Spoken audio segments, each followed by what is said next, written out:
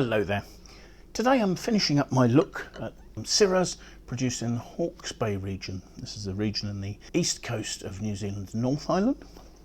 The one I'm having a look at today is De la Terre Reserve Syrah from the 2021 vintage. So this has only just been released. My reason for looking at these wines is that as a team we've been benchmarking Hawkes Bay Syrahs with a view to buying a ton's worth of fruit from the Ridge-Par Triangle with the idea that we're going to make some wine this year with the team here at Wine Searcher.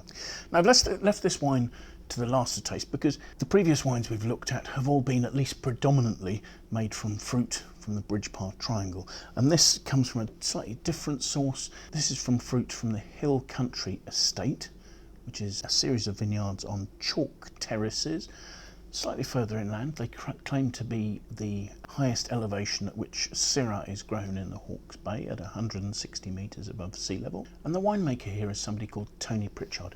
Now Tony's an incredibly experienced Hawkes Bay winemaker.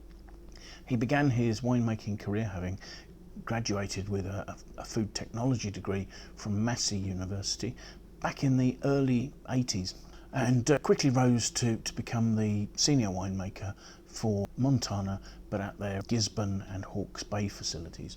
At that stage, Montana had just bought Church Road in Hawkes Bay, and eventually Tony became the chief winemaker for Church Road, and that was a position that he stayed in until 2005, when he decided to leave and devote his attentions to wine consultancy, so helping other people make their wines.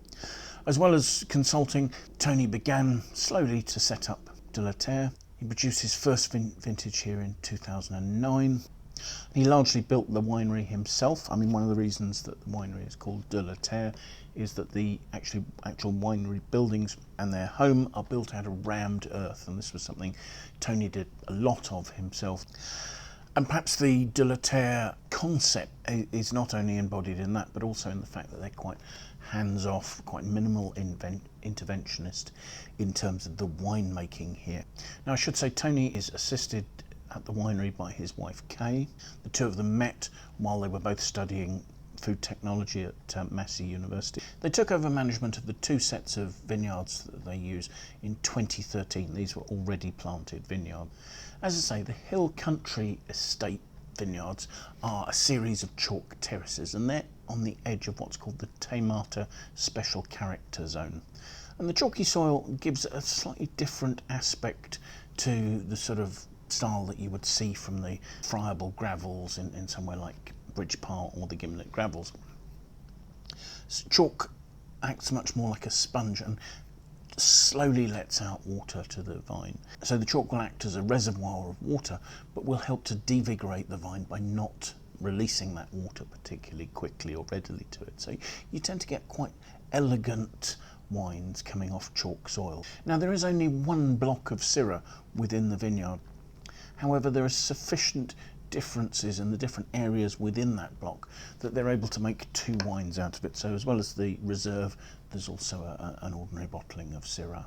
The fruit's all hand-picked, it's destemmed and gently crushed, and then from there it's pumped into open fermenters. Now, as I say, Tony believes in being hands-off where possible in his winemaking, so he encourages fermentations to start with the indigenous yeasts that have come into the winery on the fruit.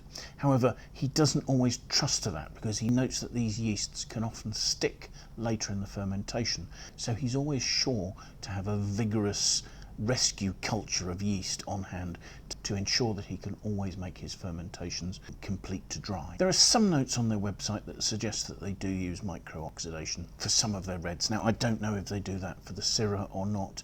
Certainly they grow tannat, which you would think probably is where that's most likely to be applied. But there's a possibility that a small proportion of this undergoes micro-oxidation, where a fine stream of oxygen is bubbled through the wine as it matures, just to help the tannins to polymerise and to smooth, and they almost melt away. There is another source of oxidation, however, that's barrel aging, and this wine is aged for 15 months in barrels, with 50% of that being new.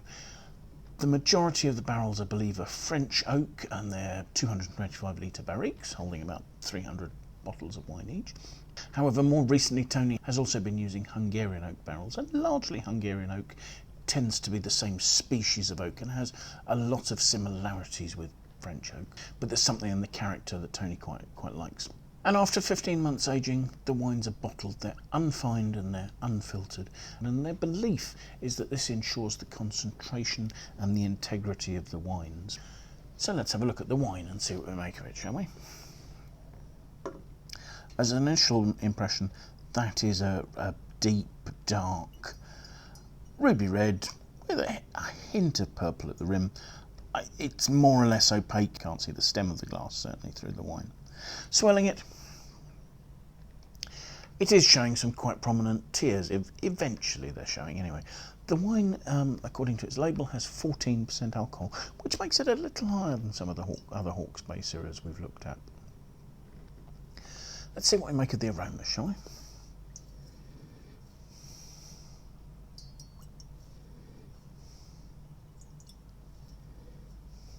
The aromas are very mellow. The elements within the wine are all very well married. There's a lovely, ripe, juicy, dark red fruit.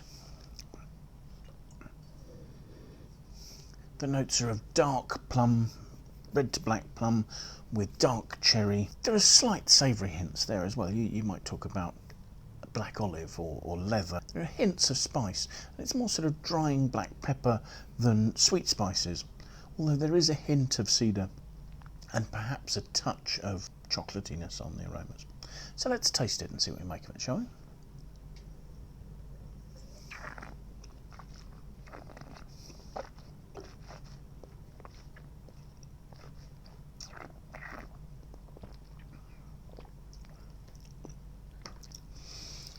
The wine has a sort of a fairly meaty note at the outset that gives way to the more red fruit notes. Again, there's red plum, there's rich cherry, but the structure's in there, and there are grainy tannins, there are cedary notes, and in there are notes of chocolate, cocoa, touches of coffee. There's plenty going on there. There's a nice medium to full body there. There's good warmth coming from the alcohol, just a rounded nature there, and it's giving that sort of really ripe plum to prune sort of note. There is a sort of a leatheriness to the plummy, pruny notes there, but there's also a bit of a lifted red cherry on the mid palate there as well. The lifted nature of that fruit suggests to me there's some reasonable acidity there, although I think the alcohol is perhaps adding warmth and power to the finish, that the acidity is not quite sufficient to lift the finish over. There's some gripping tannin there. There's hints of pencil shavings, a little bit of graphite. There's a good concentration. It's not quite sort of licoricey concentrated, but there's a nice richness there and a smooth texture to the tannins. And then right at the finish, there really is a sort of a note of white pepper. So there's a lot of really classic Syrah style to this wine that I really quite enjoy. It's still a very young wine. It still has to settle, so perhaps it's unfair to be judging 2021 at this stage. I do wonder whether a little more acidity and perhaps slightly lower alcohol would have left a slightly more balanced wine. However, given its alcohol, given its tannins, and given the concentration of the fruit, I think this probably is a wine to age for 3 or 4 years quite happily. And I'd be quite interested to see if, coming back to it, it had become a little more balanced, because I do enjoy the intensity of the fruit and the harmony between the elements going into the wine. So thank you very much for watching. I hope you've enjoyed the tasting. If you have, do please press the like button. Do please consider signing up and following us on YouTube. It would be fantastic to have your support. Any comments, please leave those in the box below. We'd love to get your feedback about the tastings we're doing, the wines we're looking at, or anything else regarding that. Most importantly, however, do please try and take some time. Come and join us for another tasting in the very near future, won't you? Thanks again. Bye for now.